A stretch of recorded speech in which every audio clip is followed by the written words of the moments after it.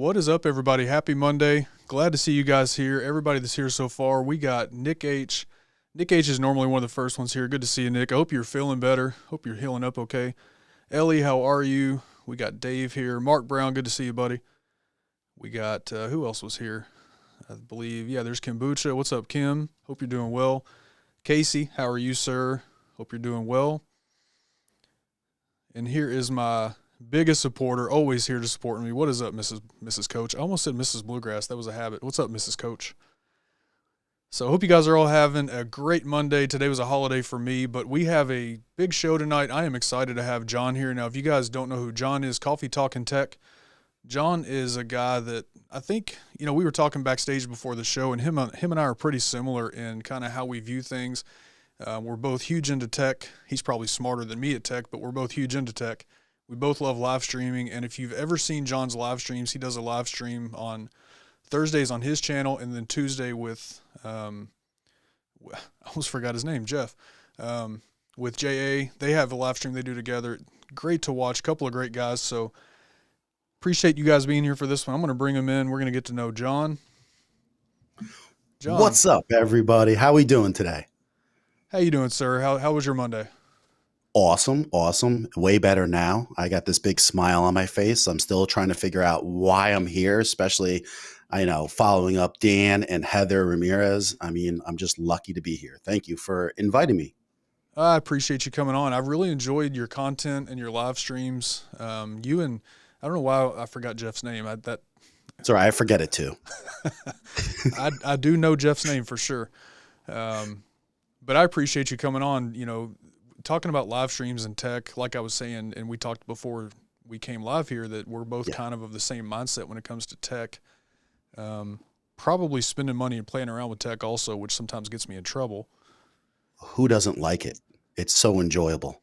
Right. Right. That's kind of like how I got here. It's just, if you want me to tell you where I started, it's like, we're going back 95, Ken. We're going back 1995, Windows, and I bought my first computer, and I remember it was like $3,200. It was a Pentium 233, and I got my hands on that, and like a year or two after, I just remember something went wrong with it or whatever, and I was afraid to open the computer up. I thought it was like going to explode. Am I going to get electrocuted? I didn't know what to expect. And I just started messing with things more and more. And that's when I just started ripping all this stuff apart. And the reason why I was into this whole scene and why I bought that computer too is shortly after I bought it, I was like one of 3 people that I knew that was trading stocks when the .com stocks were going nuts. And right. So that may be before a lot of people's time frame here, but it's great. It was amazing to see at that time. And here I am on a little, 64K modem, and you get on there and you're trading stocks. Nothing like today, but that's where it all started. And then you've heard of Napster, of course, right? Oh, the original. Yeah. Yeah. And so here I am. I meet my wife, which I want to give her a shout out. It's 15 years this week that we met. So I met my wife, and here I am. I'm that guy that's like downloading 100 songs a night, getting all this stuff, these songs for free that you thought was amazing on your hard drive. And shortly after, I started building like custom PCs. And so I was overclocking. I was building the AMDs and the quad pumped Intels and all that stuff. And that kind of kept on leading me down this road of tech and messing with stuff. And eventually I was at like I was actually, believe it or not, I don't know if anyone could believe this now, but when I met my wife, we met at a gym, and I was raising money for the Special Olympics. We had 10 guys, and we were going to pull a jet airliner 747 with, like 40 feet, and we would raise money for the Special Olympics. But that was 2001, and it didn't end up happening, of course. And that money still went to the Special Olympics, and then the other half went to the 9/11 cause. But that's where I met my wife. And then eventually I got into the tech scene by building data centers. I went to school. I went to a union job, electrician union, and communications, and then for 10 to 12 years, building data centers for big banks mostly. So that's kind of like how I got into this tech stuff. So you spent a few minutes around tech, is what you're saying? A couple of minutes.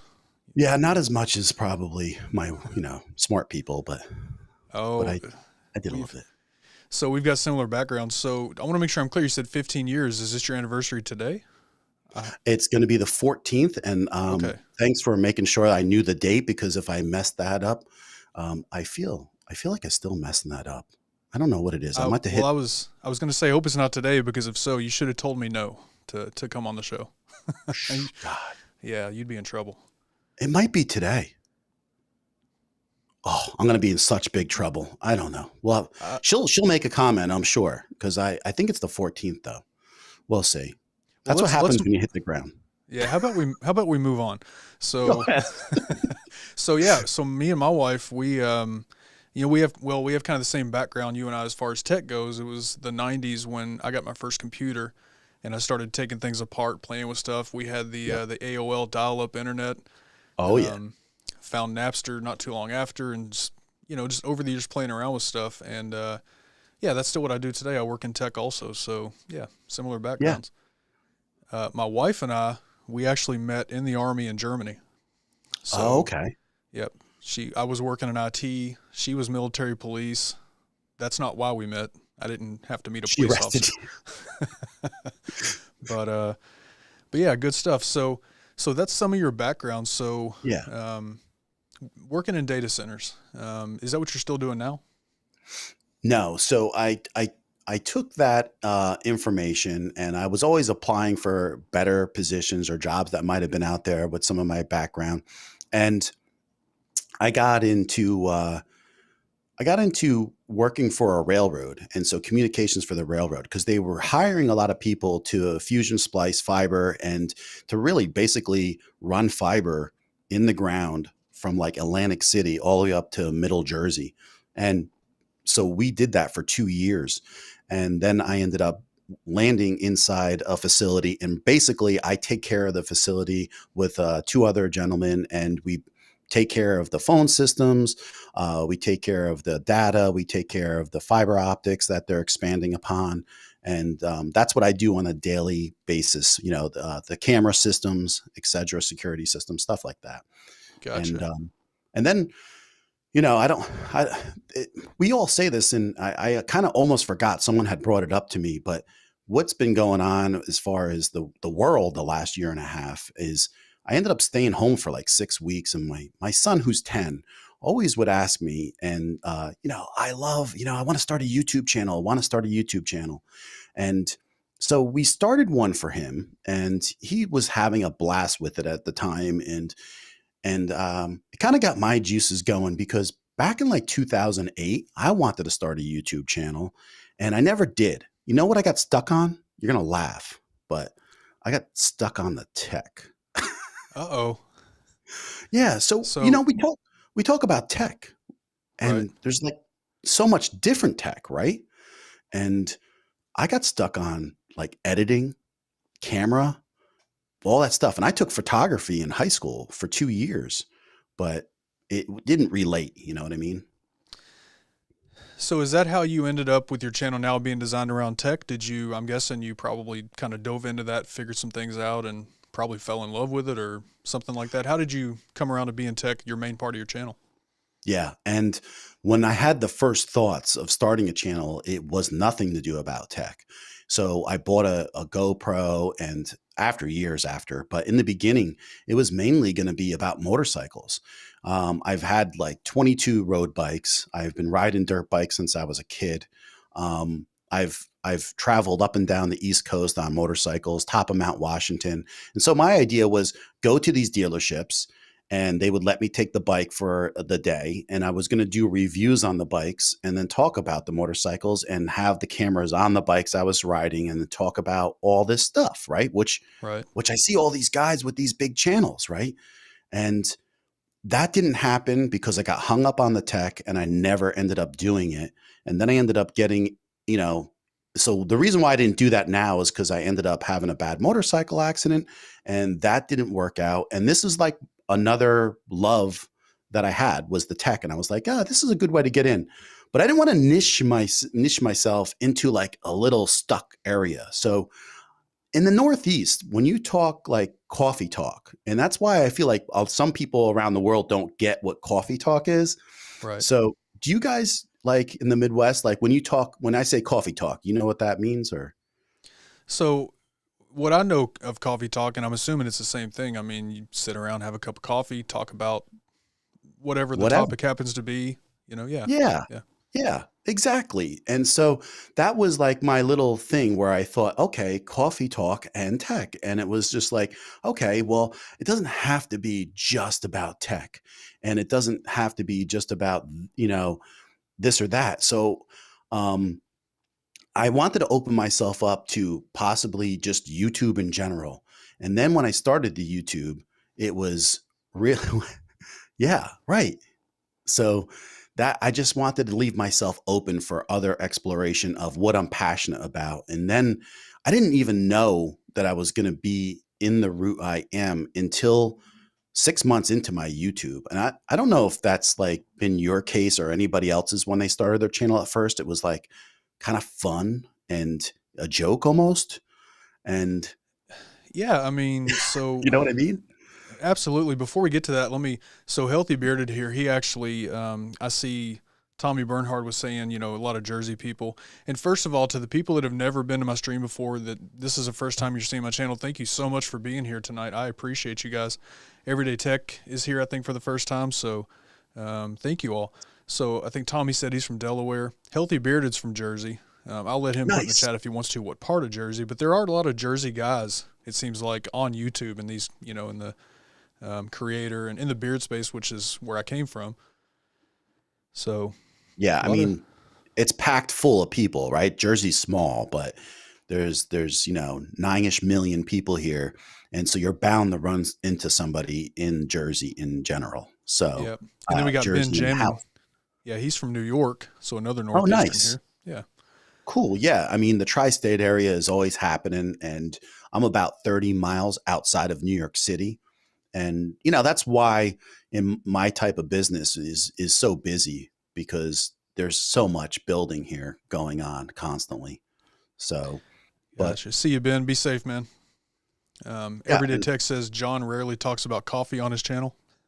yeah, so that's the joke, right? Because like some people are like, but he never talks about coffee. Well, it's not about coffee. And actually, see, we're early enough where I'm actually having a coffee right here. But when I do my streams at 9 o'clock at night, right, coffee, I know, Coffee. and I say it like that, and I do because that's the one key word where most people understand where I'm from. Otherwise, they usually don't pick up on it. But I say coffee. I don't say coffee, I guess. But yeah, and it's coffee talk, and so that's what it's all about. Is in Jersey, right, Yeah, yeah. exactly, He said he chose YouTube instead of gambling. right, yeah. I So mean, you're not far away. Plus, now Connecticut has the gambling, and Pennsylvania does too. yeah, yeah. So Tommy says we have a lot of beardos in his space as well. So back to what you were saying a second ago about, me or a lot of people, right, when we first start our channels. So I first started doing YouTube in the beard niche. I've said before, Dan, really good friend of mine. Me and Dan talk every day. Dan is the reason why I started YouTube in the first place. And so the reason I started on YouTube at all was just it seemed like a fun thing to do, you know. Yeah, I was right. It buying was, beard products. Why not talk about them? and I was like, okay, this is fun. I'll just do this, and I never really put a lot of pressure on myself, like because I always feel like everybody starts at ground zero. So if you've been an athlete, you know that you start at ground zero and then you work hard to excel to the next level, to the next level, and these increments are so small sometimes.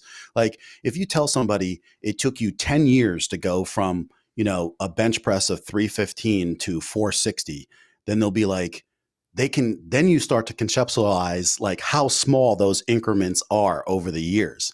Right. And so that's how I feel with everything. So I don't put a ton of pressure on myself, but at 6 months in, I was getting some decent amount of views, and I was like, wow, do I need to start taking this a little more serious? And so that's kind Yeah. of when I started diving a little bit more into it.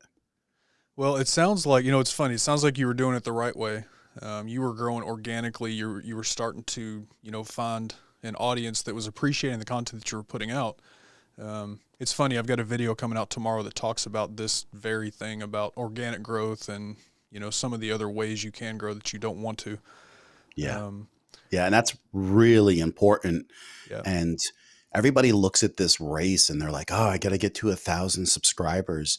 And then they're like, oh my God, but I still need the 4,000 hours of watch time.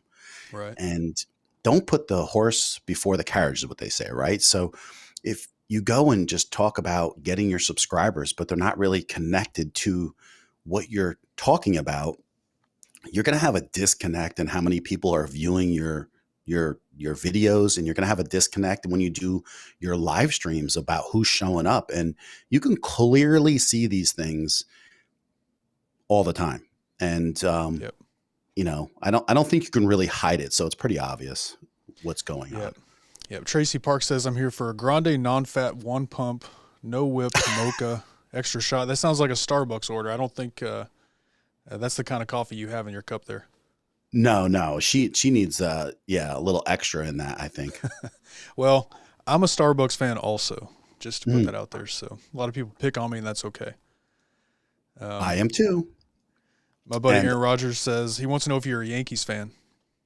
so my dad is a huge baseball fan, and yes, he is a Yankees fan. And I am not a baseball fan. But you know, my dad is. There you go. So let's see. I'm just looking through the comments real quick. Hey, what's up, Kyle and Joe? Good to see you guys. I was chatting with them earlier today. We got some farm talk. Healthy Bearded likes to pick on me because he thinks I live on a farm because I live in Do you? Kentucky.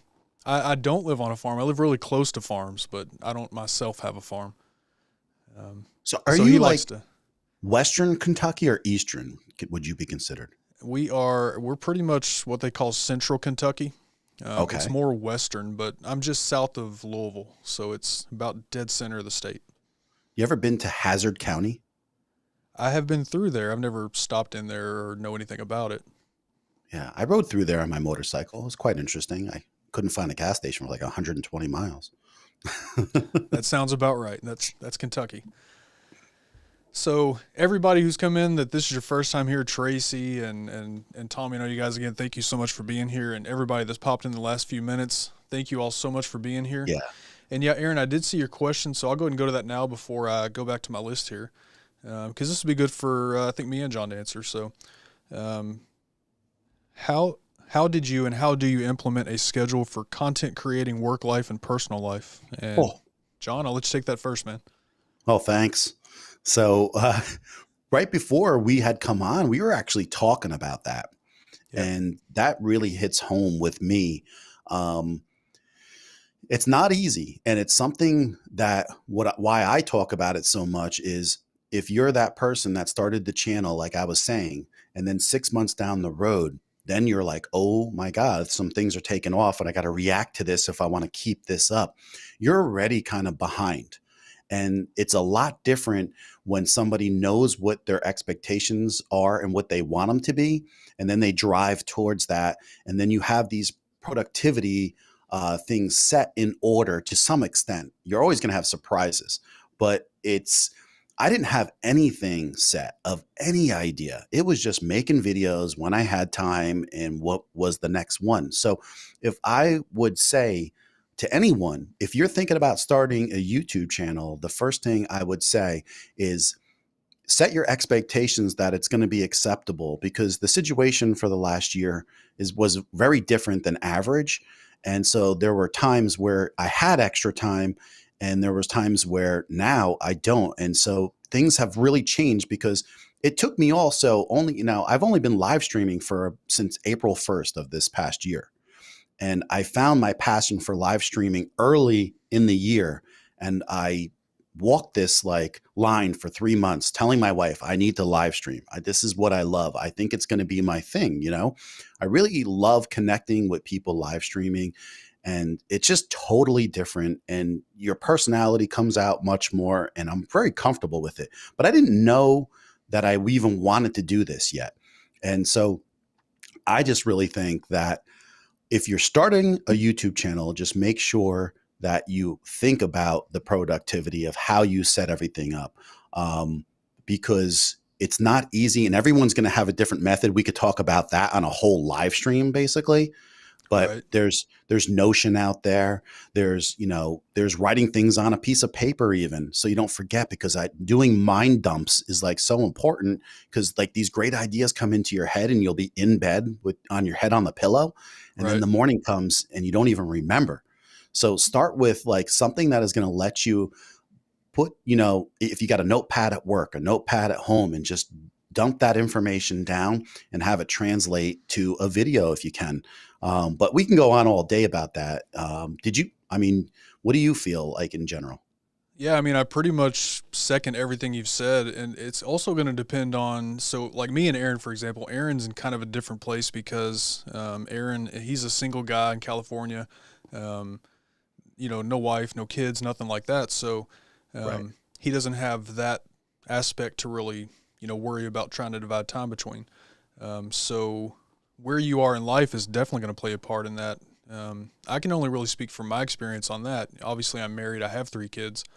Um, and I happen to have a wife who is very, very supportive of what I do. So as long as I balance time and make sure that I'm giving them the time that obviously that I owe them first and that kind of thing, and I'm balancing everything well, the time that I'm down here making content and planning and everything, she supports me 100%.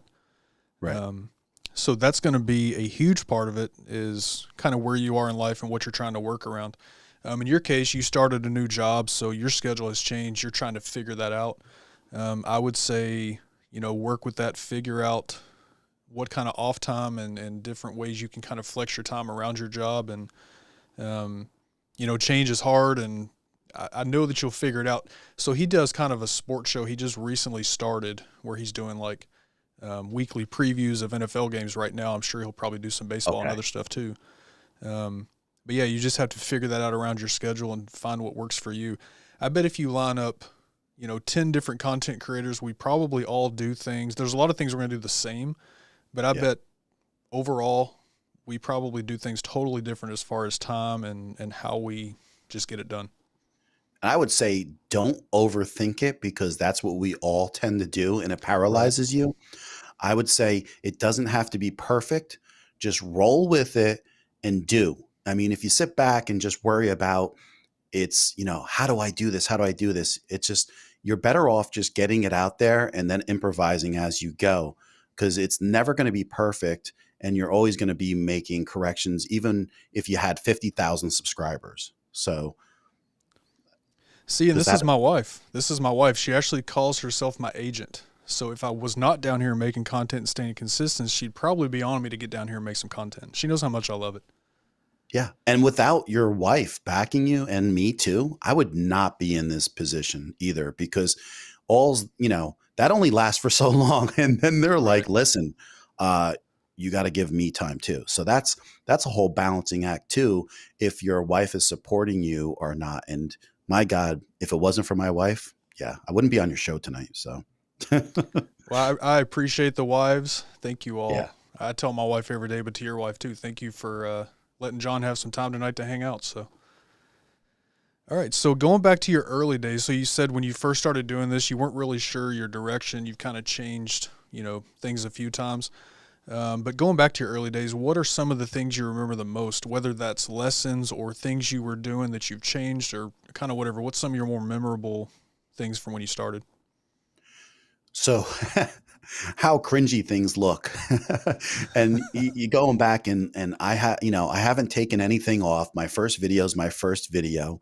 Um, and I'm proud of it, because it's like everyone's got to start somewhere. And if everybody thinks that you leave the good stuff on and take your new stuff off, then how does everybody relate to that? It's hard for people to realize where you're coming from. But I think you just got to be proud of what you're doing and just keep on learning. And so, one of the most important things that happened to me kind of early on was StreamYard has this thing with Daniel Battelle and Dee Nimmin. You know who they are, right? So Right, right. I think most people, on YouTube would know who they are. They do this show where you can go on and they'll take a look at your YouTube channel and they'll critique it. And so I go and put it on in there, and I drop my YouTube channel, and I end up going out to lunch with my wife and my son because it's on the weekend, this show. And so I drop it, I leave, and then all of a sudden I come back and here they are. I'm looking, they're going over my YouTube channel. And I thought it was like amazing. So here they are, they're going, oh, okay, Coffee Talking Tech, you want to get critiqued? We'll critique you, no problem. And so they go over everything, and they're very kind about it and very honest. And the feedback, it was great. And one of the main things that they helped me do was see what I was trying to get at. And they're like, some things look good here and some things need work. But they said to me that if you're trying to like niche to the streamers and the YouTubers, then go for that. Lean into it. There's nothing wrong with that. And Right. then I sat there and I thought about it more and more. I was like, is that what I'm trying to do? And I was like, I'm going to roll with that because I like that, right? Because we have new YouTubers all the time and you constantly have people streaming. And here's the thing that people don't realize is nobody, I don't care if you've been streaming for 10, 15 years, nobody knows everything. It's kind of like from our industry, Ken. For me, if you're fiber splicing, right, there's several methods to do that you did 10 years ago that you don't do now, right? And so, Absolutely.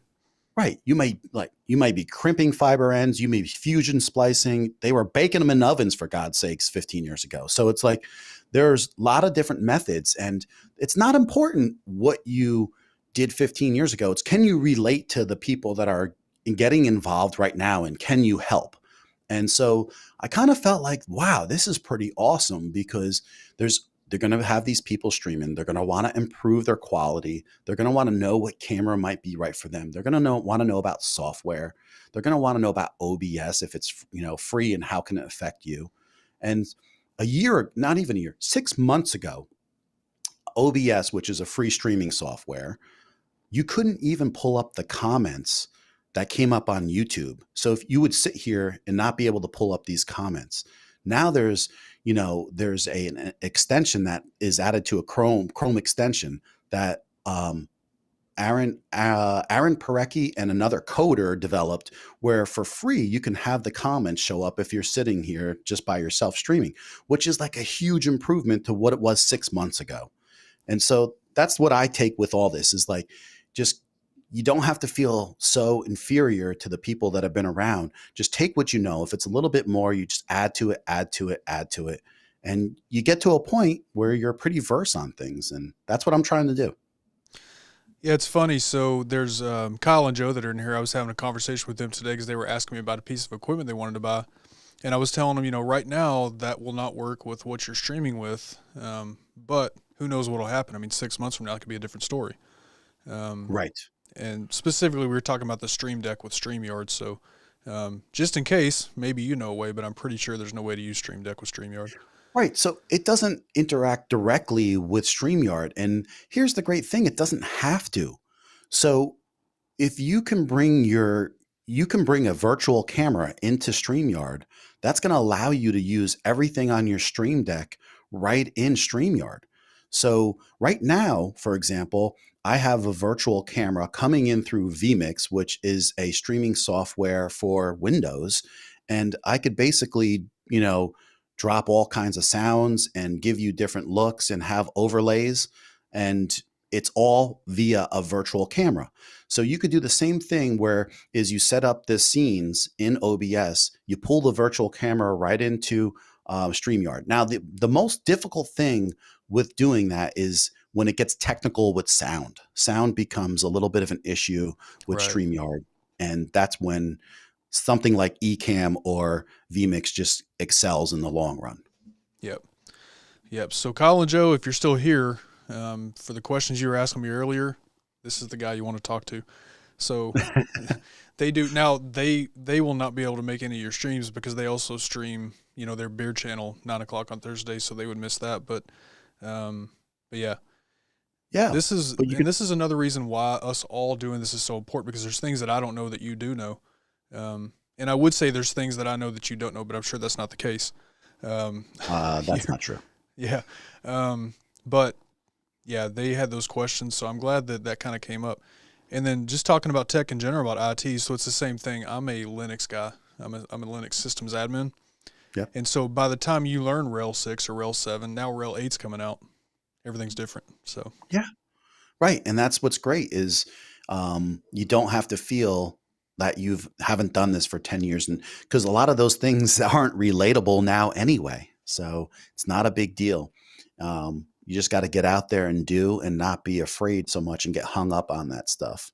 yeah, But yeah, so basically, I took that info that they gave me, and then I just started driving towards new YouTubers and streamers, and that's like kind of my goal from now on. And then we're just trying to incorporate some different things into our streams because I took it from a StreamYard stream to now using vMix as my production, which is upping the quality and upping the sound quality also and the visual.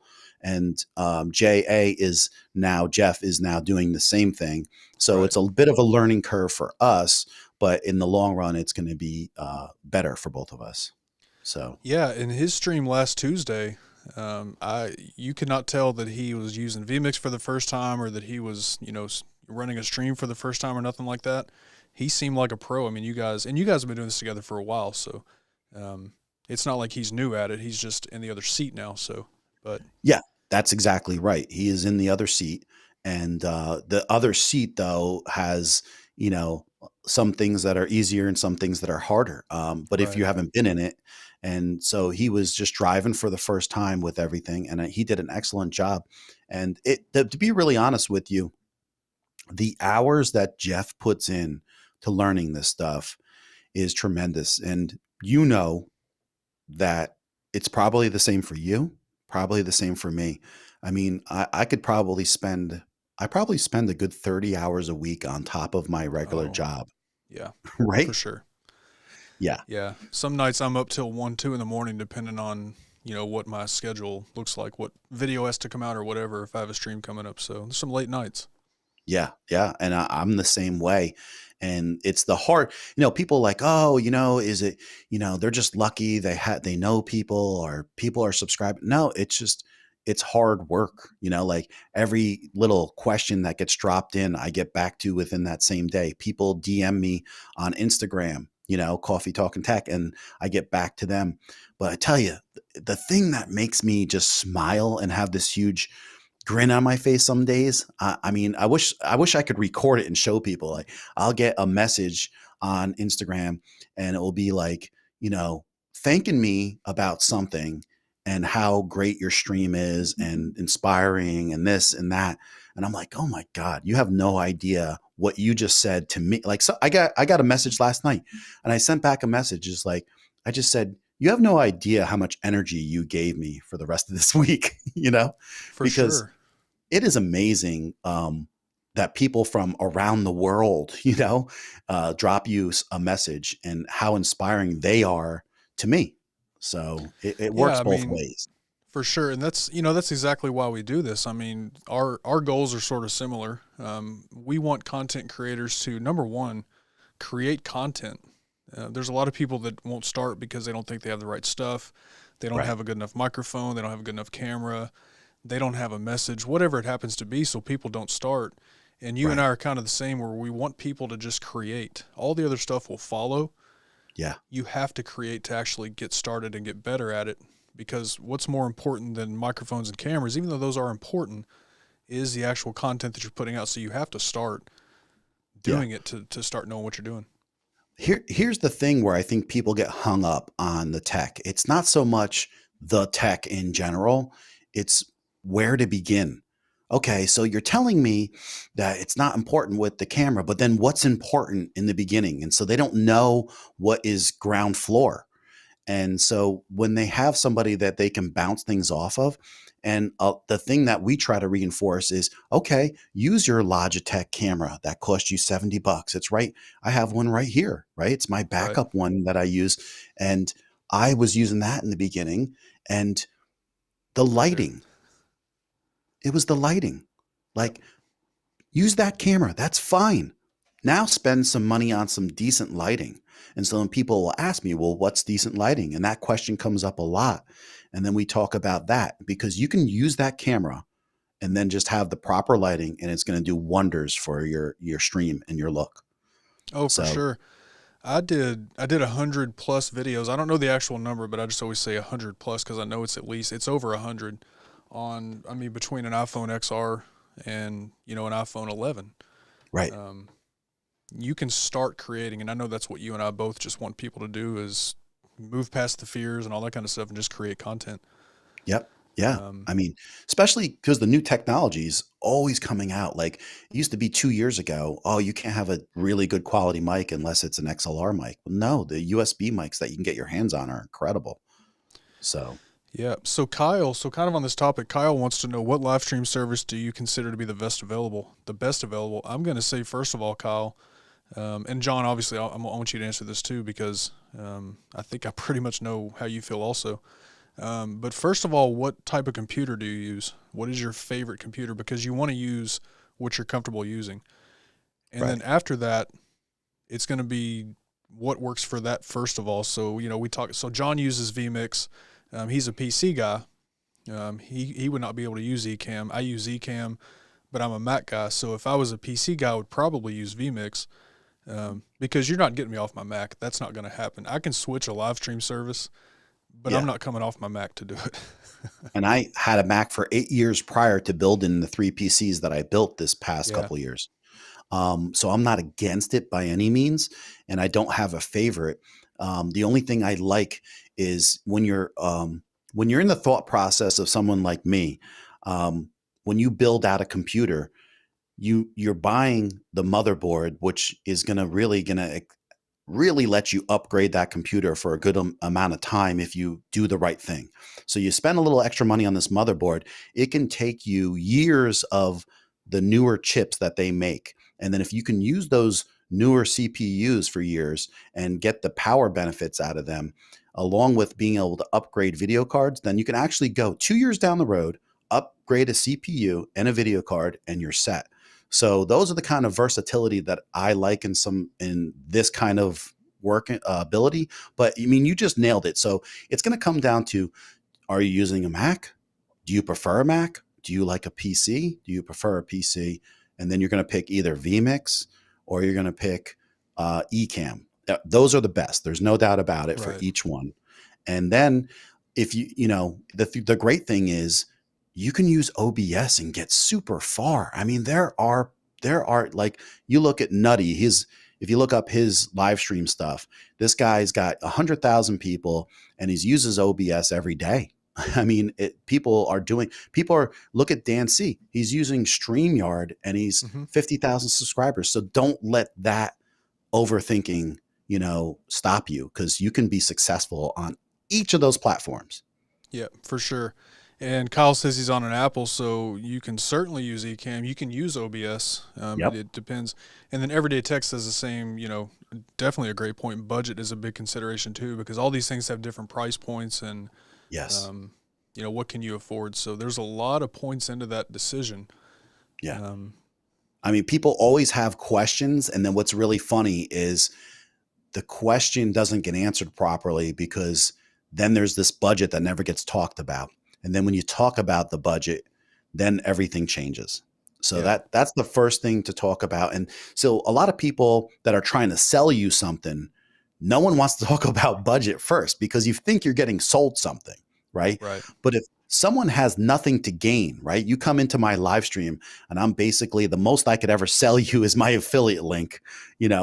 I'm telling you what's the best options for you. And so I'll give you an example. I did a live stream last week talking about how to change your background for very inexpensive by just using the lighting I have in the background here. And I did this whole live stream, but a lot of people didn't listen to the whole thing. So all they do is see this happening, right? Oh, Mhm. oh, wow, you can change it like that. Oh, look at the difference there, and so they see these things happening all the time, really fast, really simple. But the truth of the matter is, I have the right paint on the wall to absorb what is being casted by an Right. RGB light. So I put that paint and I put that color in there, but a lot of people just skipped over that part, which you can cast onto different colors, but this is why it makes it so effective. And so when you're planning out a studio, my wife was intelligent enough to really notice that. And so I made it that color that she chose. And then I used these RGB lights, and then you can change that background all the time for cheap. Yep, for sure. Hey, what's up, Sammy? Sammy. If you're going to invest in a first thing to make your streaming experience better, what would you buy first? Lighting. Yeah. I think lighting first. Lighting gets overlooked all the time. And so I just went over this last week, and I just did the last live stream. I dropped in 4 links in there, and one of them is lighting. Tommy's giving you a hard time. Yeah, he always does. He always does. But he's a big supporter of me, and I thank him all the time too, Yep. and Dan and everybody. What's up, Daniel? Hello, hello. So there's 2 comments here about your voice. So Kyle and Joe say, without me sounding creepy, can you narrate my life in a short film or at least read me a bedtime story? And that voice is made for content creation. Thank you. Part of it's my voice. Part of it's a good mic too. Yeah. And then Healthy Bearded says you should do ASMR. Oh, thank you. Thank you. I appreciate the compliments, guys, all the time. And yeah, I'm using an RE320. And here's another thing that I try to tell people all the time. Look on eBay, look on your Facebook marketplace. There's a lot of people that tried YouTube this last year, and there's a lot of affordable, brand new equipment depending on your area where you live. And I live right by New York City. So I'm picking a lot of this stuff up for, much off. So, like, what this is right here. So Right.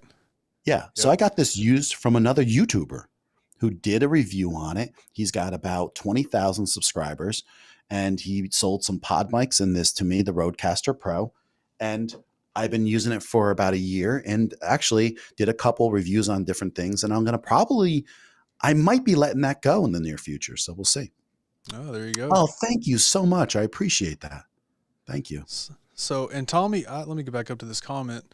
Yeah, I mean, Tommy, I agree with that too. I think it depends on where you are with a camera, right? So if you have a smartphone, I think you're okay to go lighting first, because you can either run with the mic that's on that smartphone. I mean, the mics that are going these things now are just, they're, I won't say great, but they're really, really good.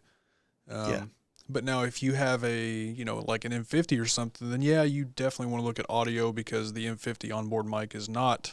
So it depends on what you're working with, but lighting is important. It depends what you're working with exactly. And I think it's a very close second is the audio, because if you can get these mics that go on a phone, or for instance, I just have this little GoPro here, and you got this little cheap shotgun mic on top for $40, right? Yeah, that's the Movo, right? This is the Movo, and the GoPros are notorious for not having like extremely good audio, and it's some of the best audio on action cams. So that tells you what you're getting in some of the other stuff. Right. But you have this little shotgun mic on here, and this sounds incredible. I was at my son's birthday party filming me, and it sounded great. So if you got this mic for your phone and put this on your phone, that's going to increase the quality by tenfold. But now, the great thing is you can get a USB mic that is so versatile. I mean, that Wave software in the Wave Link 3, the Wave 3 USB mic is incredibly great for the price. And that software lets you do so much with your audio. You can route your audio into everything. I'm actually using it right now. Right. Yeah, you've got a cool setup there with what you were showing not last Thursday, the Thursday before, when you were talking about equipment. I do. And the thing is, I don't want to get caught up into it, but unfortunately, it's what I love. And there's I can't get away from it, but I love having my desk set up a certain way with the, I have the stream deck here. I got my audio interface right here. This actually controls my audio interfaces, different levels in there. And then I have another audio interface for my speakers here. And this is pretty much how everything looks right in front of me. So you could see like my lighting's off to the side so it doesn't cast into my eyes. And I have this really little ring light just to light up my face a little more because it makes my eyes not take a beating after you do like hours of live streaming during the week. So Right, right. I've got pretty similar. I don't have all the cool camera setup that you have, but my lighting is set up pretty similar to that. yeah. And so you learn more and more when you use different lighting is that sometimes, you realize that you don't want the lighting right on you.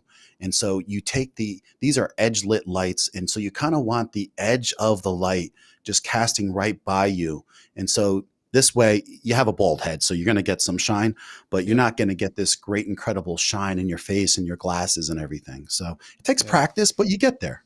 It's pretty much why I wear a hat all the time. There you go. Let's see. So what's up, Dan? Good to see you, man. Hey, Dan, what's going on? Hope you're That doing was well. I my, know John and I are both looking forward to your stream.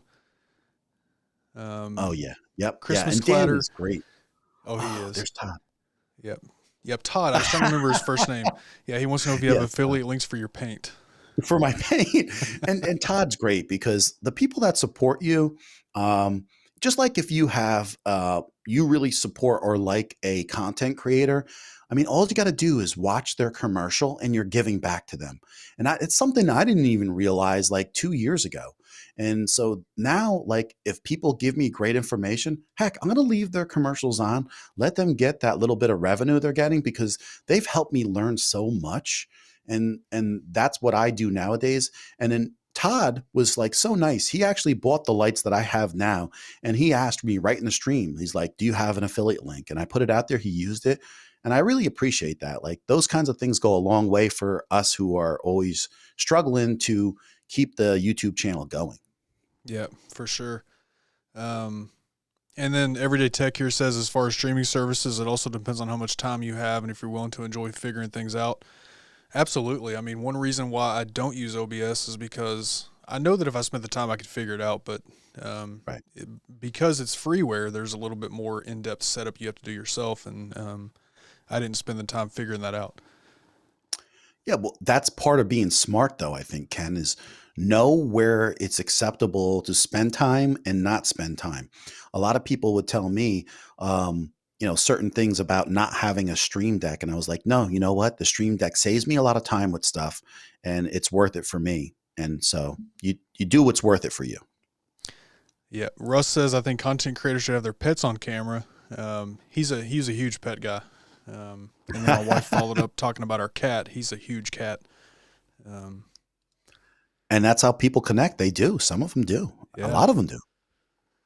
Daniel, I'm glad you got those, man. Hope they're working out for you. I'm wearing them right now. I love these earbuds. Which kind were they? So these are the Me Audio M6. Oh, yeah, they're great. Yeah, I like these. Yep. And Jay Cruz says he's scared of OBS.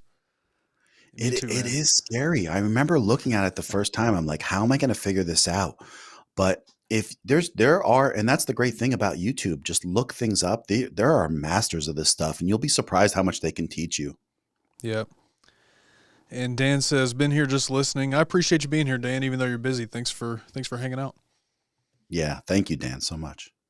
So let's go back to your channel. So you talk about live streaming, and I know how much you love live streaming. Yeah. Your live stream is one that I've really fallen into, making sure that I try to catch every Thursday. I missed this past Thursday. We had some stuff going on here at home, but I try to be there.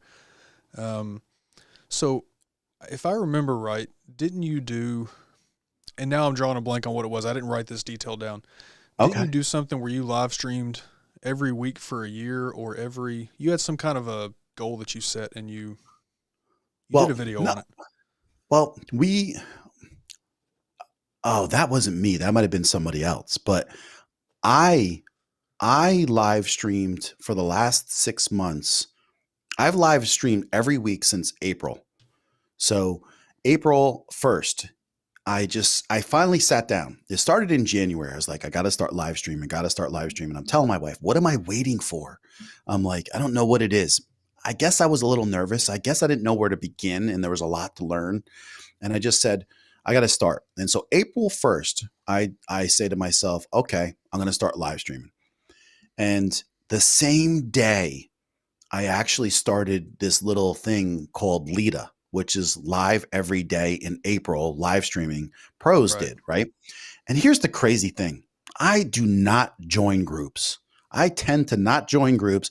I tend to like to just do my own thing and whatever. And so I was like, heck, what am I going to do? I'm live streaming. This might be good. Let me do this. And so I jumped into that group and I live streamed for 30 days straight. And I tell you, here's the crazy thing. You know what I learned most? How to live stream with my phone. Right. Because I had never picked up my phone and went live like on Facebook. And I was like a little lost. I didn't even know these things. Like this, the simple thing of before you hit live, which direction you move your phone is where it's going to record, right? Vertical, It's horizontal, it's set and there, then you yeah. hit live, it stays there. So I learned stuff like that. But the best thing that I took away from all that were the people that I met. And so that's where I met Jeff. That's where I met my friend Lala, who has Mommy Guide in Corp. Right. Like all these people that I met, a lot of people like Everyday Tech here that's here tonight. I met a lot of these people, and that was the best thing that I took away was meeting like really great quality people. Yeah, I So, did Lita this past August, and same thing. I met oh, Sammy and okay. Lita. And yeah, I mean, for the first 2 weeks of Lita, that's you're live streaming on your phone. That's all that they want you to stream with. So it's you get a lot of crash course into learning how to stream with your phone. Yeah. Yep. And then you're like, okay, didn't know that. Got to learn that. And so that was always interesting. But yeah, and that's how Jeff and I met because it was just like, there were certain people in there where I just know they were trying to achieve a certain goal and they were way ahead of the curve. Me and Jeff kind of like hit it off and he's a great guy to work with and it's been fun. And it's just crazy because I like to be in control of my own destiny usually. So I don't let anybody into that whole scene. Right. And I started live streaming at April 1st and did that for the first month myself every Thursday using OBS and learning some new things along the way. And I'm light years ahead of where I was 5 months ago. And I'd say that Jeff and I have got to be in the last 6 months, 5 months, 250 hours of live streaming. Oh, I believe it. I mean, some of your streams alone, 4 or 5 hours you guys can go, and there's not many people that can carry on a 4 to 5 hour stream and still have a crowd left towards the end. People still there listening, and I'm one of them. Your Well, we guys, I force really like people listening to you and guys. we force people, we send threats out and then we also have to send money, but it works out in the end. If you don't show up and watch, And I thank you. And your wife showed up the other week and introduced herself. And I thank you yep. guys for stopping by. And I always love the new faces and helping people. And it's great. I love it. So another cool thing about Jeff is that he is a Packers fan. So I got to give him that. So no, I've really enjoyed, and yeah, he's from Wisconsin. I'm sure that we have plans on moving back up there in the next couple of years. So, um, The crazy thing is, I don't know how people can't be something inside of me always wants to like the Packer people and what that whole team represents anyway. It's I kind of like mean, what can I say, John? I mean, we're just good people. I'm not turning, but I'm just saying, like, it's one of those things where, you know, it's like the people are really intertwined with the team. And how do you not like that? You want to hear a What? funny story? I've been a Packers fan pretty much my whole life since I was about 9 years old. Okay. And the way that I became a Packers fan was the TV was on one Sunday. I was young. I never really followed football too much, but we just happened to be watching that game, and it's the game where Brett Favre started playing. After the injury, Dan Mikowski, he got hurt. Favre comes in, wins the game. I was watching that game, and I've been a Packers fan ever since. So Yeah. Brett Favre. And so then It's I meet my crazy. wife. Yeah. So then I meet my Yeah. wife in Germany, and she's from Wisconsin. It was almost like it was meant to be. Oh, thank God. right? So, Because that could have been a deal breaker. You're not a Packers fan. I don't think that's going to work out. I mean, if she was a Bears fan, it would have never. Yeah. The Bears. Right. I know. What's up, But Daniel? it's kind of like the Bears in the 80s, though. Like, how could you not be a fan of the Bears in 1985? Like, it was just like that Cinderella story kind of thing. Yeah, I know. I mean, the Bears fans still remind you of that, so they let you know. They don't ever let go. Hold on to that. Now, Right. are you a Jets fan or Giants, or what's your team? So here's the thing. I mean, first and foremost, in the beginning, when we're going back kind of far too, but I was a Raiders fan. Okay. And kind of the reason was it's like when Bo Jackson was really hopping and going strong, and Marcus Allen was around, and you know, a little bit before that was Ken the Snake Stabler, and just, there was a great eras there, kind of like where people all over. They're like you have Cowboys fans, Giants fans, Bears fans, like they're all over the place. You can go anywhere, and there's a great amount of those fans. But to be frank with you, in the last probably, I don't know, maybe even 10 years, I kind of just faded away from watching a lot of sports. I think has to do with something with my son being 10, I think. So it's like, my son, my wife, and and work, I just try to put the efforts into those types of things. And I'm happy to catch football and basketball. I was always a big fan of too. So Yeah, it's kind of how we are too. We if we get the Packers game where we live because they're not local to us, we try to catch it, but if we don't get it, or there's really no other game, we don't make football our first priority to make sure that we're watching. So, yeah, I mean, I don't have anything against it. It's just not my thing yeah, all the there's time. other things like content creation that take up that time, right? I was just gonna say it. It's just there's no way you can have much time besides trying to grow this and so many different facets, And still be there for your family, yeah. Or if it was like it was yesterday, I was installing a pool liner, which I'm a DIY I kind of was guy, gonna but mention that. that's the worst job that I think.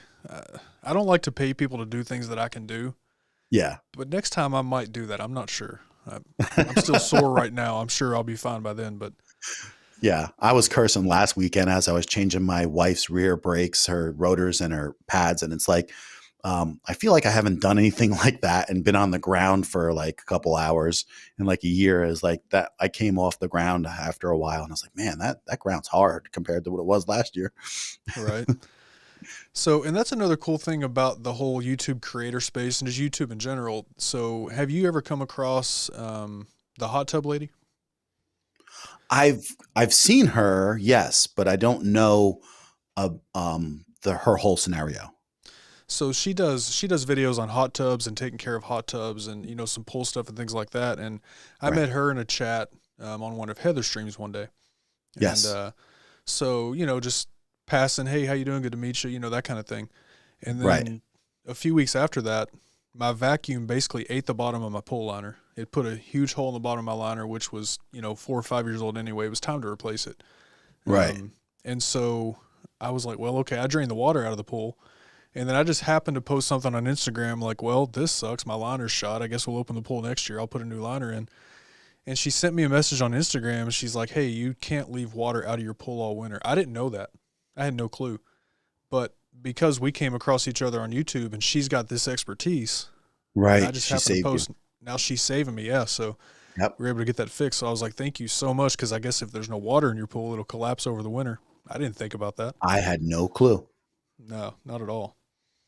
Yeah, I know that's what's so great. That's why like YouTube's just amazing. Like people uh, people are like, how did you learn how to do that? I just watched videos, and it's like I've never taken apart and replaced every part to a drum brake system on a 2005 TJ, and all of a sudden it's like that afternoon you're watching the videos and then you do it. It's like wow. Yeah. And yeah, Dan says that job looked terrible. And I actually watched some YouTube videos before I put the liner in myself just to make sure that I was clear on what needed to be done. Right. And we talk about clickbait titles and stuff like that. There was a YouTube video that said, change your pool liner in 5 minutes. That's And not I was happening. like, no way. I think what they meant was this is a 5-minute video that we will compress down, but it's still going to take you 8 hours to do the job. Yeah. By the way, yeah, it's I know there is so much stuff out there. You start watching it and you're like, wait, this didn't relate to anything I was looking for. Right.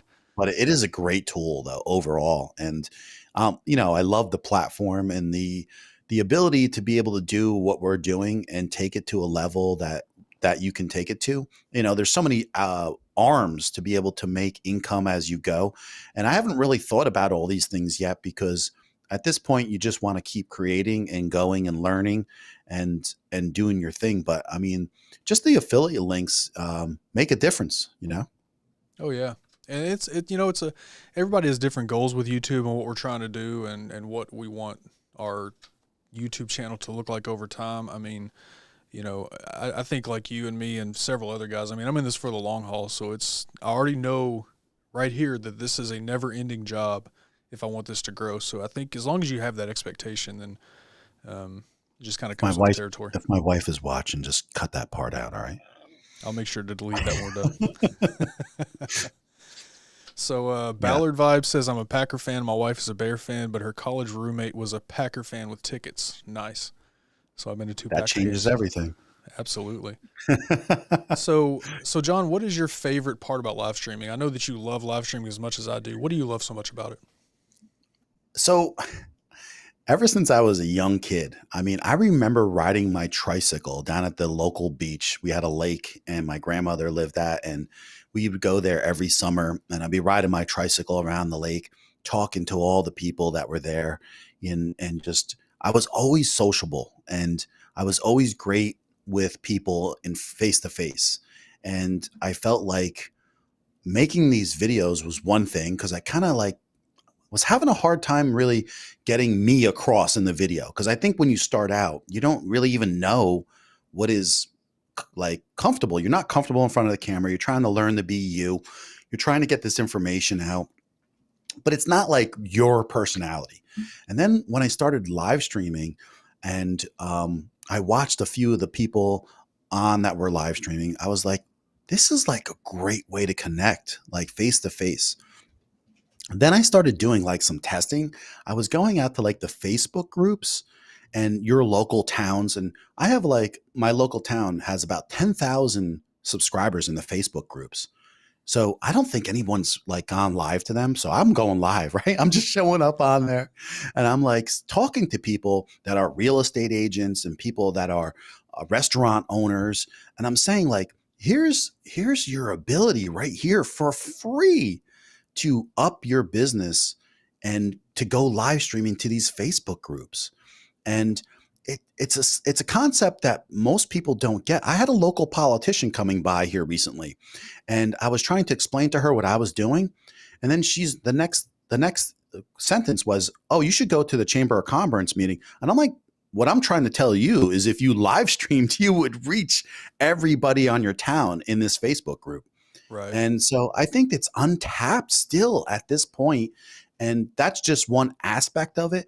And then when people can ask you questions and they get answers like quick, that's even more impactful.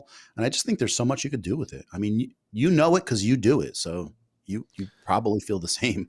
Yeah, for sure. We've got a company here locally. It's a media company. The owner used to be a radio DJ, Okay. and he did that for many years. I had him on my channel on my first YouTube channel, and I plan on bringing him back here on this show. But we had that conversation because he quit. He resigned. He didn't quit working, but he stopped working at the radio station, and he developed his own media company exactly because of what you just said. Because Okay. the live video market, especially locally, is so untapped, and he saw an opportunity, and now he's killing it. Yeah. It blows my mind that more people aren't using it.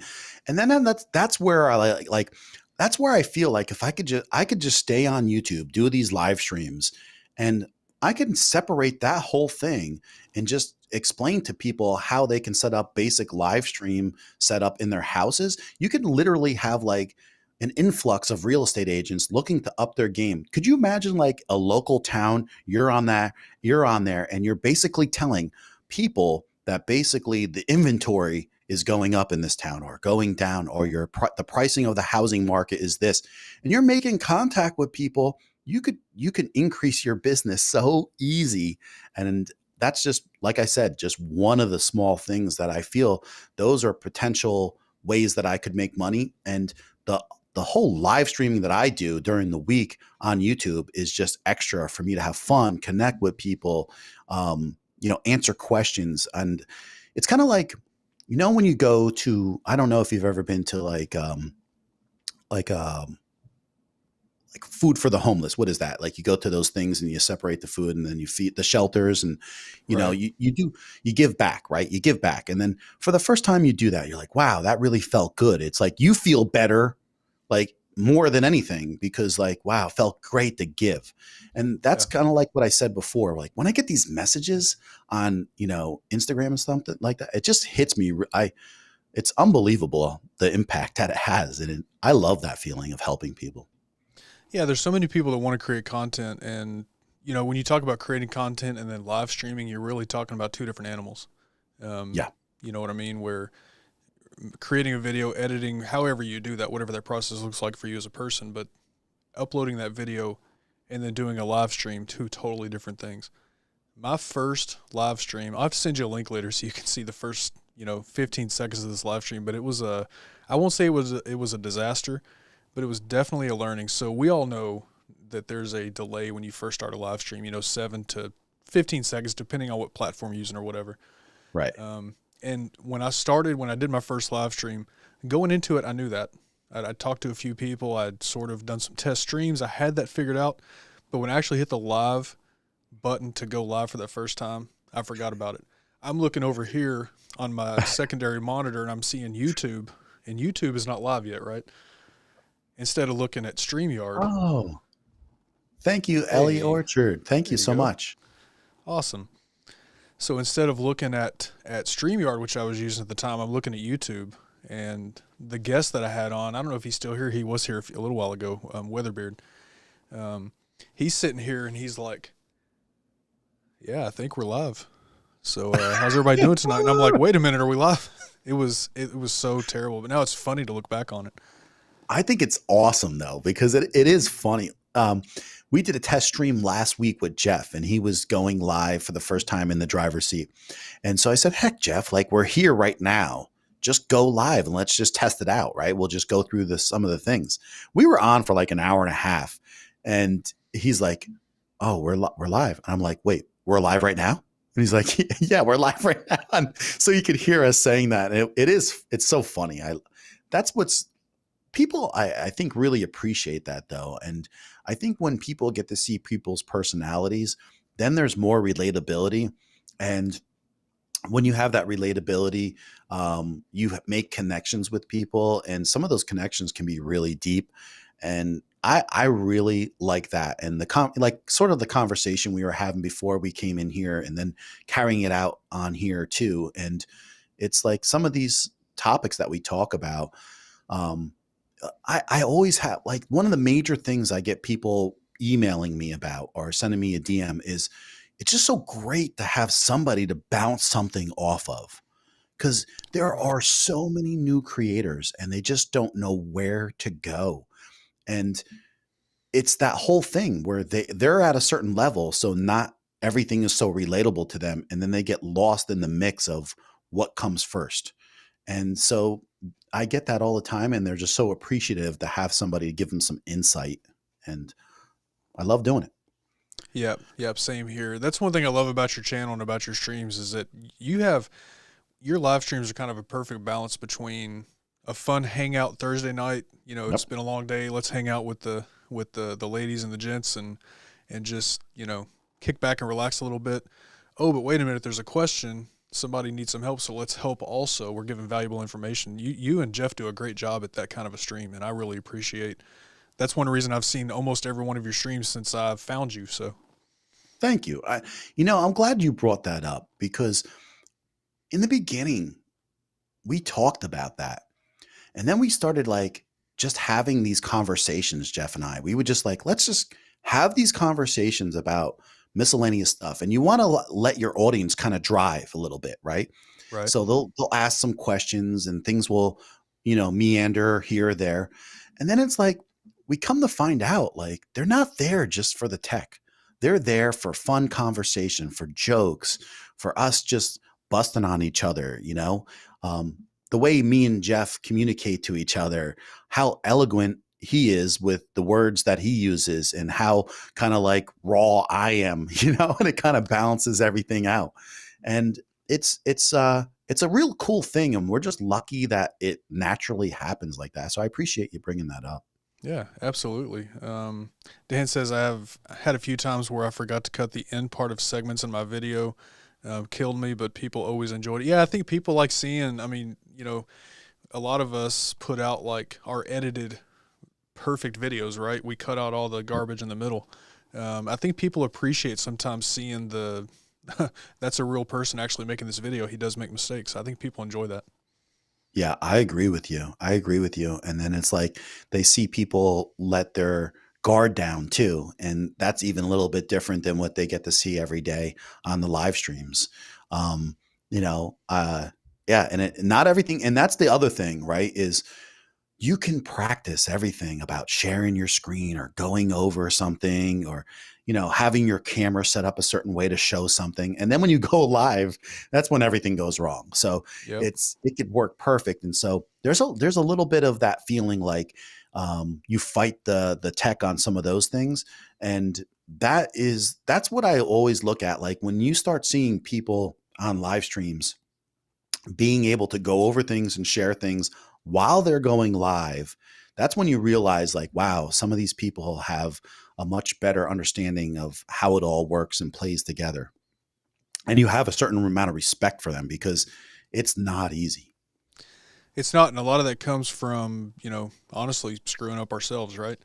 Oh yeah. One of my favorite sayings, and I don't know if I came up with this, but I haven't heard it anywhere else, so I take credit for it. If anybody said this before me, please let me know and I'll give them proper credit. But one of my favorite sayings is live happens live. I've been Yeah. saying that for the longest time. I mean, once you go live, you're live. Things happen. That's I've it. had live streams before where one of my most memorable, we had a storm going through, and I lost power, I think, 3 times during that stream. And at that point, I was on a MacBook, so no big deal. I'm on a laptop, so I didn't lose power to that, but my router did. So Right. so I have no internet. And luckily, I had somebody on with me that has been creating content for a while, so they just kind of carried the show until I came back on. Yeah. Um, Were you on StreamYard at the that was time, or? StreamYard then, yes. So, what's like really crazy and cool about that is I've seen that happen to Nick Nimmin, and he's out in I think he's like in Malaysia, and the weather took everything down. He literally just, because it's web based, he was able to get on his phone and just kept on streaming from his phone. Yeah. So that's what's great about that. That's one thing that I really need to focus on at some point, is a kind of a contingency plan if something, because it's different with Ecamm. Um, Yeah. if this goes down, my stream ends. So we definitely need backup power for our router and modem, Yeah. and then backup power for your whole PC unit. And I was just talking about this last week, because what's going to happen, like it always does, is that eventually it will bite us in the butt. And that's when we'll do it. Because just to have like a 15-minute backup, at least you can explain, and okay, we're going to have to head out. But when it just like pulling the plug, that's kind of funny. But Yeah, you're on Instagram later, Instagram Live, like, hey guys, thanks for being there. Sorry. yeah, sorry. So, Beards and Banjos, Brian, Oh, good to he's see you, awesome. man. Yeah, he is awesome. He Yes. says we come for the llamas. Now, I have to hear this story because I've heard you guys talk about llamas. I think, if I'm not mistaken, Jeff owns a llama farm or associated with somebody that does. So he did, and he likes to really put this into the stream all the time. And I basically have been fighting it, because it's like, I don't really care about this llama farm thing and about the alpacas. But now it's like I can't avoid it, because it's kind of like one of those things, like when you try to make fun of it or dismiss it, then everybody else brings it up even more. Yeah. So that's what's kind of happened. And it's become like the joke on me now, because it was something that I was like, ugh, again, we're going to talk about this. And then now everybody brings it up, gets a kick out of it, because I roll my eyes and everything. But it's kind of like funny. And then I make the same joke all the time, is llama tell you something about this and whatever. But now we're kind of embracing and just having a little fun with it. And whatever it takes to like just have everybody, because we talk about the kind of thing we Jeff kind of made up was streaming buddies, you know, and it's like just to have people to relate to. Like we've had people come in and are like, think how we have some people to talk to about some of the hardships that we're going through and what we're fighting, and then iron those things out and bounce things off of. And so now we have these like streaming buddies and llamas. So Tracy's part of the Tommy Bernhard podcast group, and they stream together, Tommy and her. And so they're always hilarious, and they usually stream after me. So they'll stop in and joke with us and then head off to their streams. Yeah, I've seen her in your chat, so I knew she would. When she said about the llamas, I knew she was giving you a little bit of grief there. Yeah, she's one of them. Yeah. And yeah, Brian, yeah, it's like the pork roll Taylor ham thing. So I know you being from New Jersey, you know exactly what we're talking about. So, you know, we were talking before we went live that, you know, back in May, I was up in Jersey. I've got a couple of other content creator friends that I actually flew up to Jersey back during the spring to go hang out with them for a weekend. And so I'm going to ask you, now I have 2 T-shirts that they come from the minor league baseball team down in South Jersey. I will not think of it. I'll have to look it up later. But they are I don't know if they're called the pork rolls or the something, but being from Jersey, do you call it Taylor ham or pork roll? Yeah, I'm that part of Jersey where we call it Taylor ham. Okay. Yeah. Yeah. So that's what I've always called it. And yeah, but that's the crazy thing is like, we all have this discussion, like, when does South Jersey happen? Like everybody just cuts out Central Jersey. And so this whole Central Jersey area doesn't even get any credit. They're just chopped into like North Jersey and South Jersey. So it's kind of like when you go over the Driscoll Bridge on the Parkway, that's when I think a lot of people decipher South Jersey and North Jersey. And, but it's very different. It is very different between South Jersey and North Jersey. And then people don't know that we're called the Garden State. They don't realize like the amount of dairy farms in New Jersey or the amount of farms in general is much more than anyone would think. So it's pretty awesome here too, because you get to see, you know, when you come into Newark Airport, you're basically in the armpit of, you know, Jersey, and it's nothing like it is out west and north. So there's a big difference. Yeah, I actually bought those T-shirts just because of that trip.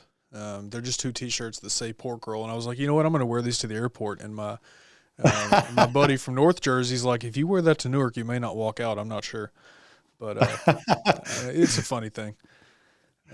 Yeah, and people will say stuff to you in Jersey. Yeah. So Mel John is from Jersey. Jeff, the other guy that he streams with, he's from Wisconsin. Yeah, guys from Jersey don't talk about llamas, even though there's a llama farm in North Jersey also. Crazy. I'm trying to remember what part of Wisconsin Jeff is from. I'll have to ask him because I don't remember, but we did talk about it. It's not too far away from where we're from there. Yeah, I forget, but he's not far off of Lake Michigan, I believe. And so, yeah, and he says he's a little bit more north than most areas. So, yeah, if I remember right, he was about halfway between where my wife's family is, and I don't even think it was really halfway up to Brown County, up where Lambeau Field is, to Green Bay. So, okay, I'll have to ask him though. I don't remember. He's not far from Sheboygan. That's what I know. Yeah. So there you go. Close to Sheboygan, if that helps you, Mel. Sheboygan. So Dagan, yeah. So this is going back to your llama talk. Yeah, this kind of came up. So Dagan here, BGG Beard Reviews. He does a live stream every Sunday with another guy in the beard community, Deliberately Bearded Ron, and right. Yeah, Ron had gotten a new knife, and he had actually won a Brio Beardscape, which is a real nice beard trimmer. And so it kind of came up in his streams because Ron was really happy. He kept talking about it, and then Dagan was like, okay, stop talking about the knife and the thing now. So then everybody in the chat's like, hey, Ron, how's your new knife? How's your new knife? Oh, yeah. So they keep on bringing it up just to give him a little sore point. Yeah, I was one of those guys too. When I saw that knife, I was like, that was like one of the first times I was in Dan's stream, and they brought up that particular poop knife, and I was like, what is this? And I was like, and then they went, he stopped the stream basically to show me, and I was like, okay, never heard of that. I've got one over here. Now it's mounted to the wall, so I won't go take it down. But it's actually signed by Dan C. So I'm the only person in the world that has a Dan C. signed poop knife. I hope you wiped it before you put it up, though. Well, it came packaged, except he did have to take it out to sign it. So I'm assuming it came out, got signed, and went back. Assuming you know how that works. Right. That's my assumption. So, all right. So for guys that we have a lot of content creators in the chat and a lot that will hopefully go back and watch this and check it out. But being that you like to help, part of your mission is to help other streamers and content creators. Let's talk just for a few minutes about what would be some of your tips for brand new live streamers or content creators in general. Yeah, and I think we touched it earlier.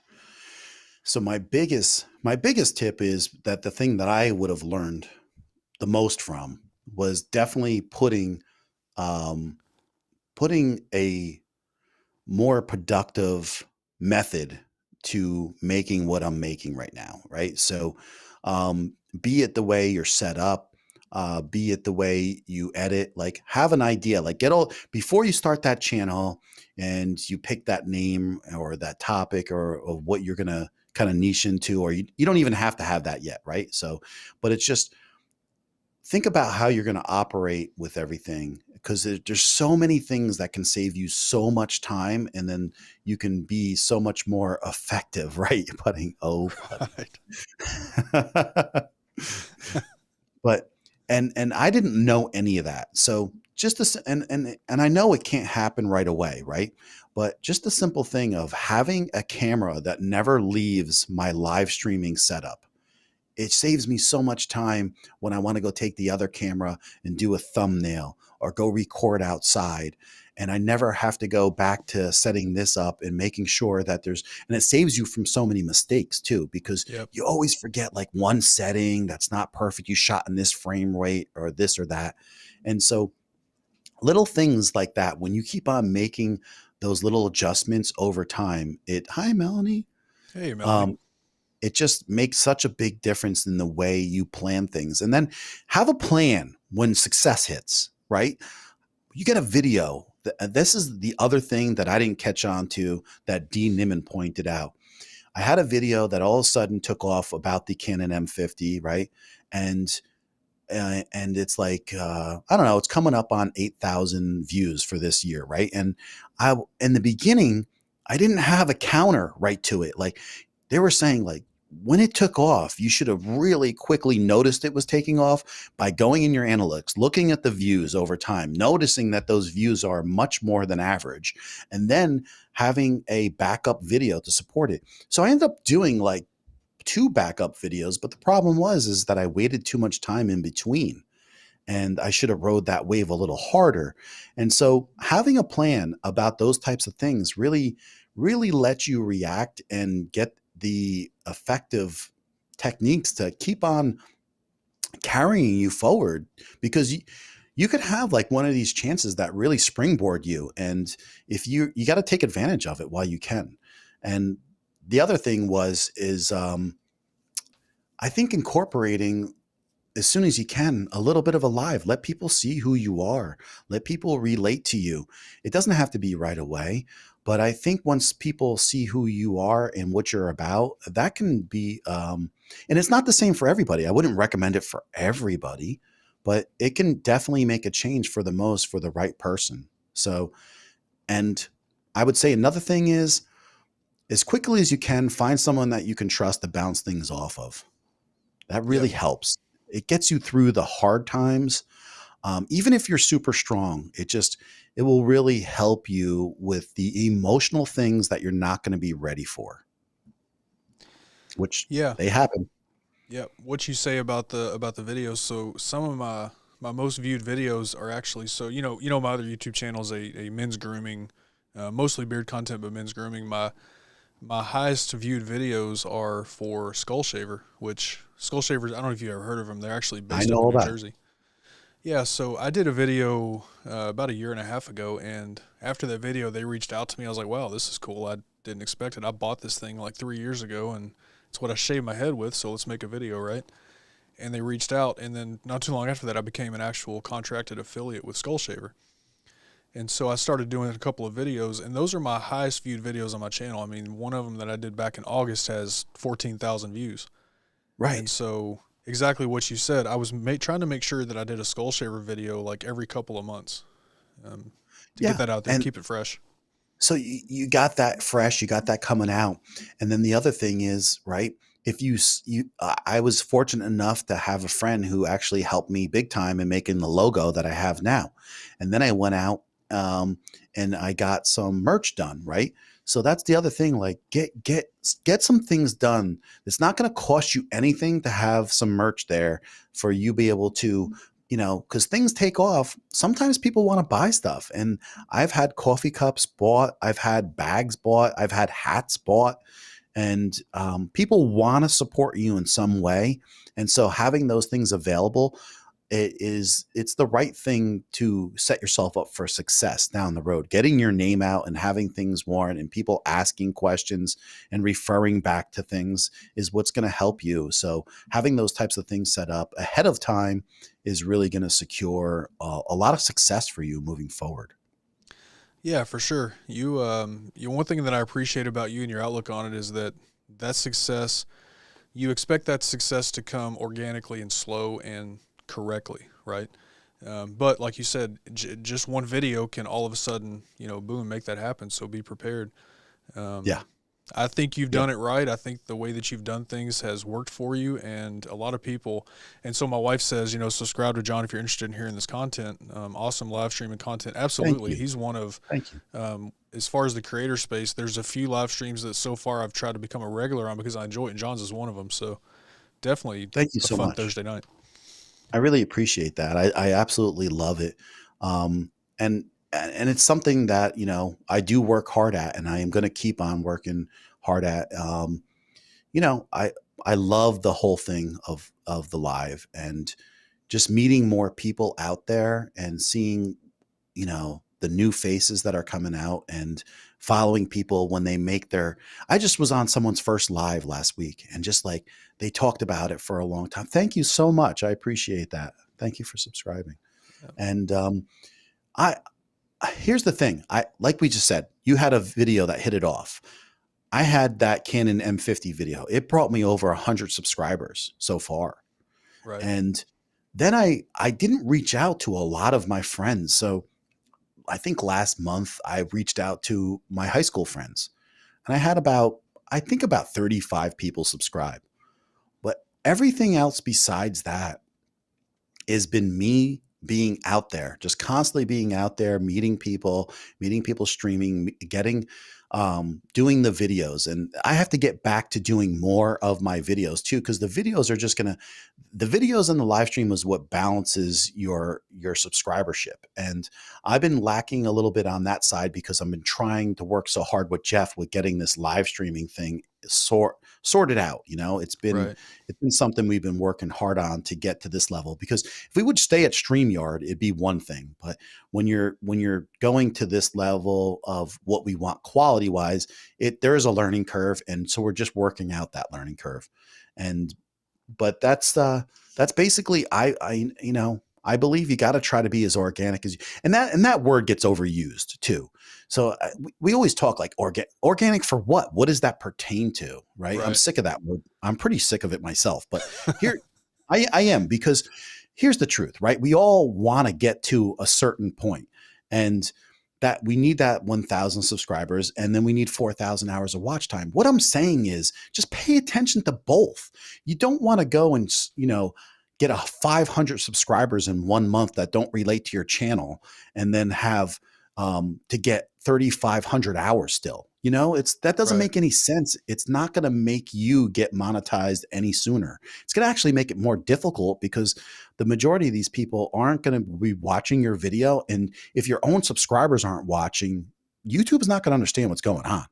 Right. So the For sure. algorithm is really going to fight against you. Yeah, and that's sort of so. As a joke, I'm just gonna say, if you don't like the word organic, don't watch my video tomorrow because I say organic a couple times. Oh God, I'm But I'm sorry. coming, but I'm, but I'm But you coming know what it from is the. though? it's not that I don't, now I'm going to try to backpedal. It's not that No, I no, don't no. like the word. It's, what is organic? Like, it's different for everybody. So if we're on a Right, live stream and you're meeting people, right? And say the whole thing doesn't really relate to your channel, it doesn't matter, right? If you have people that are creators, there's a goal here, and we know that we'll subscribe to each other. Everybody wants to get to their goals, and I like the most of the people that I subscribe to. That's just the right, idea, right, right? You like them. I'm not going to subscribe to some guy that's, got a video of him eating dinner at Wendy's or something. But although I'll go to Wendy's, but it's just that kind of thing, But I think that it's just that when you use the word organic, it's kind of like a little bit silly because it's different for everybody, I think. So the whole idea is, though, um, the reason why I do so well, like Tommy belongs to an eBay reselling group, right? right. Dan and you belong to like the bearded group. Now, there's both of these groups. They have I mean, I never knew it, but they got all these people who are doing YouTube. They're doing YouTube channels. So, okay, you need to bounce things off of people because now you're trying to upgrade your look. You're maybe you don't know where to start and you want to know, what do I need to just start? And Right. so they look for people, and that's what's great. I have nothing to do about the beard community. I have nothing to do about eBay reselling. But then I have people asking me questions and they subscribe just to be able to ask and learn about those topics about improving and starting a channel or live streaming. And so that's what's great is I could be relatable to so many different groups. Oh, for sure. And And that's how this niche is. Yeah. Yeah. In tomorrow's video, I'm talking organic as far as, and I don't want to give the whole video away, but the video's talking along the lines of sub for sub, follow for follow, yeah, buying subscribers, buying engagement, stuff like that. I love that you're making a video about that. It doesn't get talked about enough in my eyes. And do you know how hard it was for me to make the video? Like, I'm still editing, I'm almost done with it, but I refilmed it like 3 times because it's not really the type of video that I like to make. Because I never want to come across like and I was telling my wife this at dinner, like this video just doesn't feel right. I know the information in the video is good and I know Yeah. it's important, but it's not the type of video that I like to make. I don't want to come across like I'm scolding people or, you know, being And negative, and, but and I'm and not. I totally get what you're saying. And everybody has different circumstances. Yep. But you got to remember that the algorithm is not going to look at anybody differently, whether those circumstances are true or not. Right. Right. Um, because I understand there's people in countries that don't have the resources that we have. And my God, $5 a week could change their lives, you Yeah. know? And we don't see that. We live in a country where there's a lot of opportunities for us. And so am I going to go and judge somebody because, they went and got 1,000 subscribers in 2 weekends? That's your business. You have to live with it, but you're going to fight that algorithm a bit. And Oh yeah. I see some of these people going live and they'll have thousands of subscribers, but they can't get 4 people to watch. And to be really honest with you, I don't know if you know what Social Blade is. You know, Mhm. you know, Oh yeah. Yeah. yeah. So if you go to Social Blade, the majority of the time, and it's not always, but there's an ability to read what's going on with somebody's channel. Oh And yeah. so so if you look at the graphs, there's some things that are pretty clear and some things that aren't. Like if you go to a specific group or you go to like my high school friends and all of a sudden say 70 subscribers come in one day, it's not going to, you're going to read that graph and it can be a little bit, that could be confusing. But when you see repetitive cycles for months happening while they're losing views, it doesn't make sense. So you can read those graphs and see what's going on. But listen, everybody does. And that's the thing. You got to live with it, but just don't come back to me because it kind of reminds me of high school when everybody wanted to bench 400 pounds senior year. And then, the guys that are juiced out of their minds come to you and say, I did it. And then I'm like, hey, good for you. Right. Yeah. Yeah, I mean, and even Social Blade, sometimes, you have to be careful with how you read it because, just from live streaming, for example, right, you have somewhere around 900 subscribers roughly. I think, are you over that? I Yes. forget where you are exactly. About Um, 915 ish, something like that. yeah, I'm at almost 200. I mean, and just doing live streams, like, odds are you're never going to have that 900 people in your live stream chat. I'm not going to have the 200 subscribers that I have in the chat. It just doesn't work that way. But I No, know no, exactly what you mean. that doesn't relate, but the views to Yeah, ratio of subscribers does. yeah, And so yeah, what you're talking about, if you're going live, right? If someone had brought up consistency, and yeah, so you could be a small channel. I mean, we all have those friends that have small channels and literally a couple hundred or 500 subscribers. And if you see 15 people in there, I think that's impressive. You know what I mean?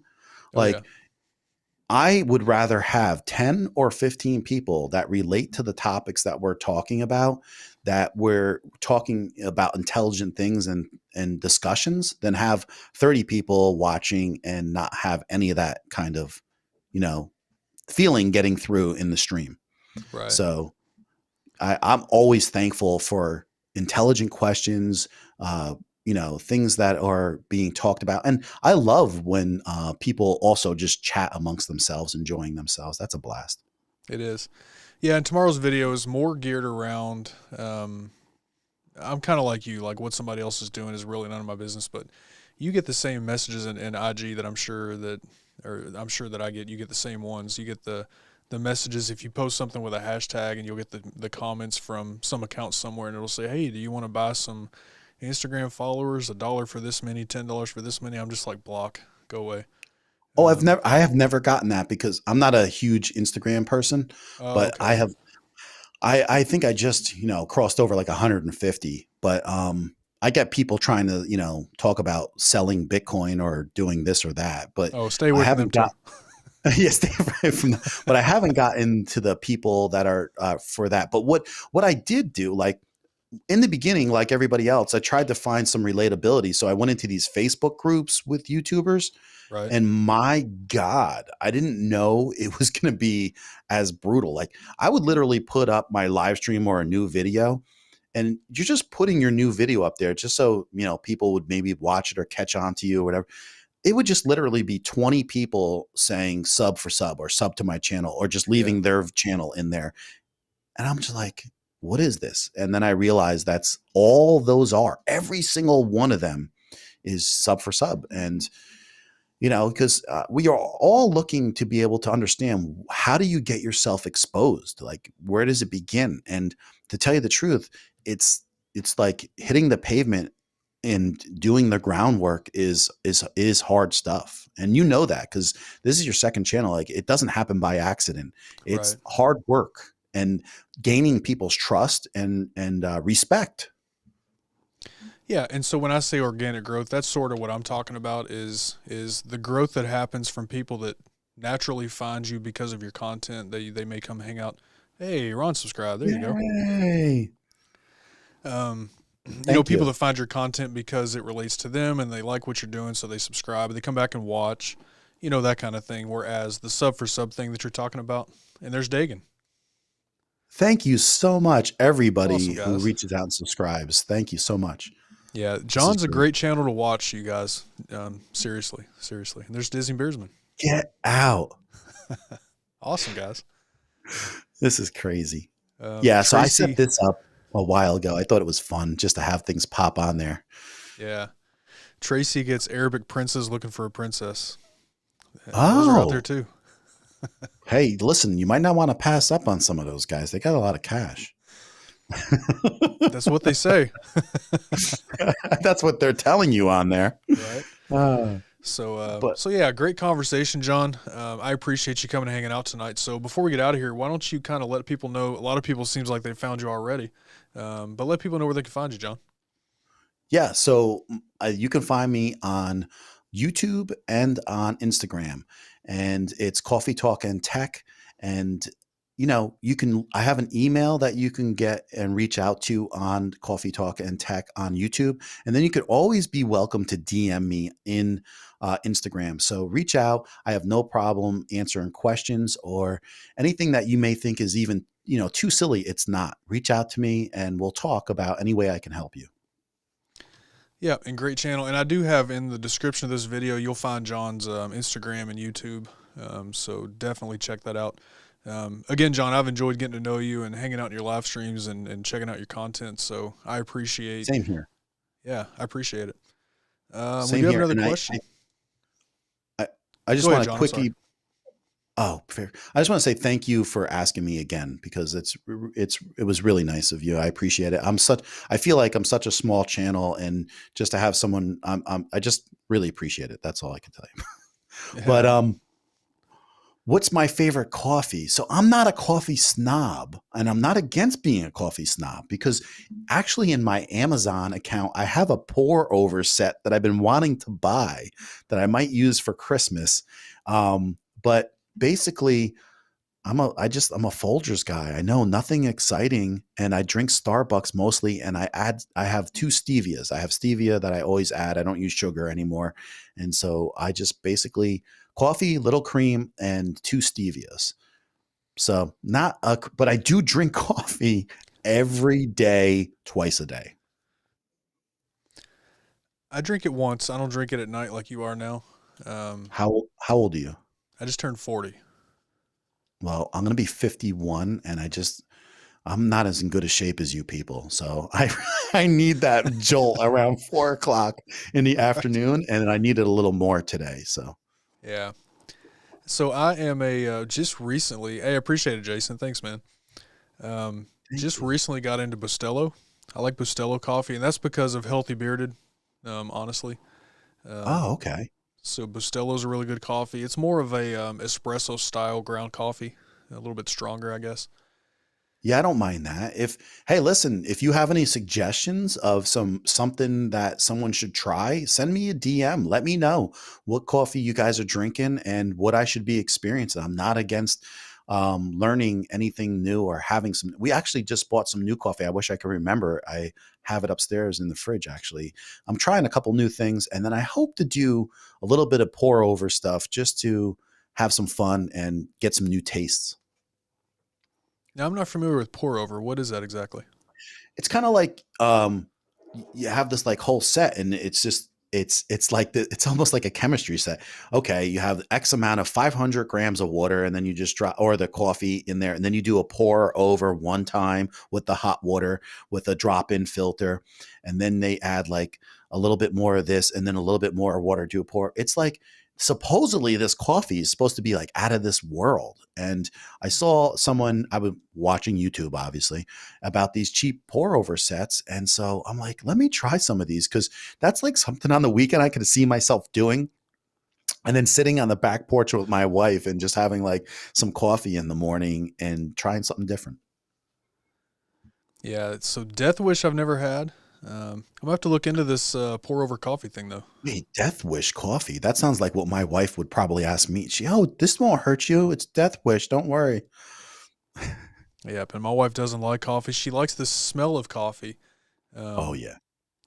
And we actually talk about that. We've got a couple of so another thing I do is ad work. I've got a couple of ads coming pretty soon for a company on something that is coffee scented. She loves the smell of coffee, but she doesn't like to drink it. So it's interesting. So does she drink tea or anything, or she just Coke Zero. That's Okay. Coke Zero Diet Coke. There you go. Yep, that's her caffeine. Ellie says just twice a day I consume coffee like a fiend. Yeah, I could, and I have to limit myself because, yeah, I won't go to sleep at night sometimes. Daniel saying try Death Wish. You'll definitely get the jolt you need.